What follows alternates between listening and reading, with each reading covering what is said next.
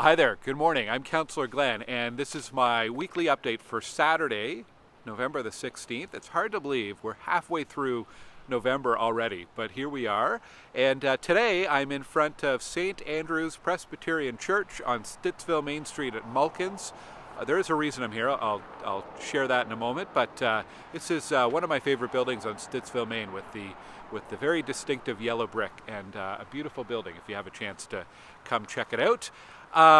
Before I start, I want to say a big thank you to everybody who tunes in every week to watch on YouTube, on Facebook, on Instagram.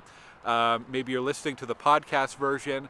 Thank you for listening or watching and for staying up to date with what's happening in the city and in our Stittsville community here. I really appreciate it, and thank you for all your comments too.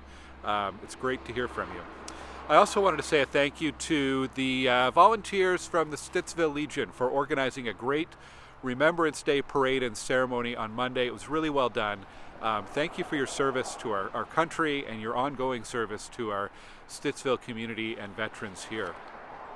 Lots happening this week. So the big thing at City Hall this week was the city budget, which was tabled on Wednesday. I'm not going to get into all the details because it would take hours and hours, but you can check out more information on my website, glengower.ca, or at ottawa.ca. There's a ton of information at ottawa.ca. If you're really interested in doing a deep dive on the budget, you can find all the detailed budget books. You can find what they call the budget magazine with some highlights for each department, and learn more about how the city spends your money and what the priorities are. And if you have any questions, please reach out to me. I'd be happy to answer them. I want to highlight three things for Stittsville that are important. We are getting in 2025, at least in the draft proposed budget, just over $10 million to advance construction of Carp Road, which is great, in 2025, which is even better. There is some investment to hire 22 new full-time firefighters to serve the Stittsville area, and they'd be working at Station 81, which would become a hybrid station. So it'd mean we'd still have we'd still have volunteers at the Stittsville Fire Station like we always have. They're a really important part of our community, and it would be augmented with 22 full-timers doing different rotations and shifts there. And that's to recognize all the growth we're seeing, adding to those firefighting resources. And the third one I wanted to mention was Fernbank District Park. So that's near Abbott and the Trans-Canada Trail and Robert Grant, kind of across from the new homes that are going up on Abbott Street over there. There's money to do the detailed design of the Fernbank District Park, so that's really good news too. There's a whole bunch of other things. We're getting some additional money for traffic safety initiatives in Stittsville. I'll have some more information about this up on my website in the next few days. And next week I'll talk a little bit more about the transit budget as well.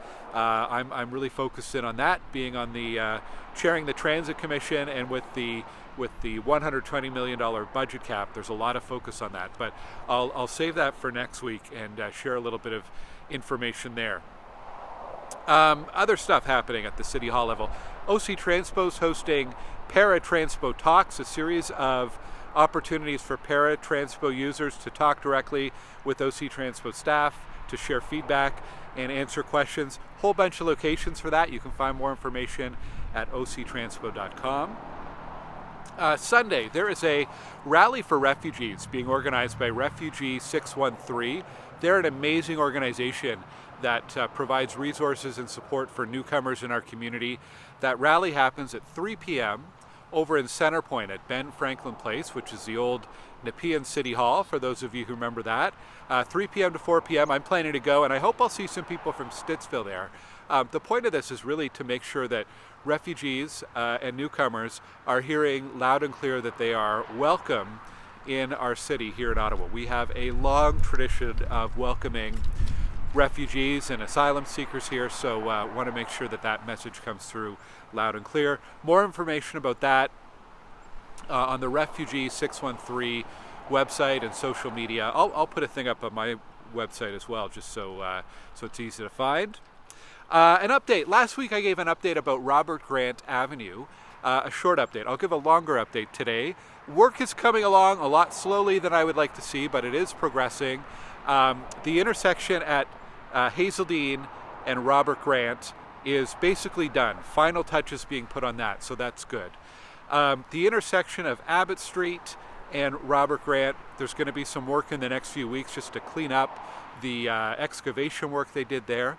The bulk of what they've been doing over the past year and a half or so, or almost 2 years, I guess, is installation of the services that run underneath the road. So the water, the sewer, the utilities, that work is done. So the next phase of work, which is basically starting any week now, is the construction of the roadbed and then the paving. We're still at least 6 months away. I think we're going to see the opening in the last half of fall 2025. Exact date will depend a bit on the weather, but it is coming along and coming soon, so thank you for your patience. There's other construction work happening nearby I wanted to give a heads up on. It's on Abbott Street at Metric, which is between Rouncy and Terry Fox. And there's been work happening there over the last 4 weeks or so. But this week, Monday to Friday, overnight, they're going to be doing a shutdown from 7 p.m. to 6 a.m., an overnight shutdown. And that's because they have to do some final work with the servicing, the water and sewer underneath the street. And we want to get that done in the least disruptive way as possible. So we issued a special construction permit for overnight work, 7 p.m. to 6 a.m. It'll be a lot less disruptive for all the traffic that uses that area in the daytime, but be aware because it will be disruptive overnight. So alternate routes would be Cope or Westphalian, I guess, to get into the community there. And there is a closure of CARDELREC pool for some emergency repairs that's going to happen Monday to Sunday, November 18th to November 24th. So if you're a regular user of the pool, be aware of that. I know they have tried to contact people with swimming lessons and different swim clubs, but that'll be an inconvenience if you usually use the pool. Okay, some upcoming events in our community. First, the Stittsville Business Association has launched their Stittsville Spree. This is a great activity leading up to Christmas. Shop local and win big if you take part in participating businesses in Stittsville and save your receipts. For every $100 you get an entry into a draw to win $1,000, which is pretty good. So more information on any of the Stittsville Business Association social media feeds or their website. I'm here at St. Andrew's Church because they are holding their annual Bazaar, bake sale, and luncheon today. That starts up, I think, just in a few minutes this morning and continues into the afternoon. St. Andrew's is at Stittsville, Maine and Mulkins. Further down the road at Stittsville, Maine and Fernbank, the United Church Women are putting on their Holly Jolly Christmas event. Again, there's food, there are craft items and so on, lots to see there. At the Stittsville Library this afternoon, the Goulbourn Township Historical Society have a guest speaker talking about military service of 3 Goulbourn families. So that should be an interesting talk there. On November 20th, that's Wednesday, late in the afternoon, Center 33 and Westside Pride are putting on a special event for the Trans Day of Remembrance. I'm going to be attending that, participating in that. That's over at Center 33 in Canada, and you can find more information on my website at glengower.ca/events. November 23rd, the Stittsville Library celebrates their 50th anniversary, and so they've got special activities for everyone from all day long on Saturday, next Saturday, so I'm looking forward to that one. December 7th, it's almost here, the Stittsville Parade of Lights organized by the Stittsville Village Association. It's going to be happening in the evening of December 7th, that's a Saturday.